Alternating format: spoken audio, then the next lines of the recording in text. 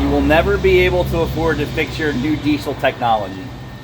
This is a 23 or 21? I think it's a 21 Ram 3500. At 1700 RPM. With the turbo Cummins. Foot Cummins is almost 1,100 foot-pounds. Look in all that and see what the VIN is. 100 foot-pounds of torque. For a high I don't think it's a output. 23. I think it's a 21. Go to all data. 850 for standard output. It's a 21.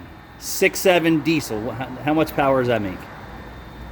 The average person who buys this truck will never be able to afford to fix it. Wow.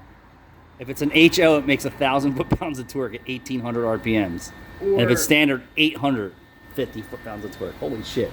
The reason why I say you'll never be able to afford to fix it is if you don't maintain this thing to the top-notch standards and then cut that maintenance practices in half, when these systems fail, look at all the DEF, particulate filters, catalytic converters, Well, you know, starting in, I think it's sensors, EGTs, feedback. You will never be able to fix this. You will never be able to fix it. And if people's behaviors with gasoline vehicles are the same with diesel vehicles, you won't keep this thing for 100,000 miles.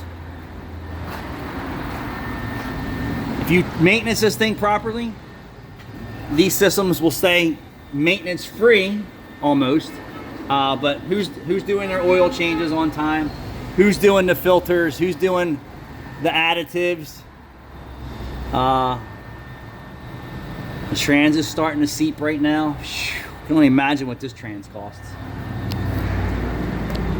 You're looking at $10,000 worth of an exhaust system on this car from the factory. might be easier to use insurance and just pay your deductible. I'm dead serious. Thanks for watching.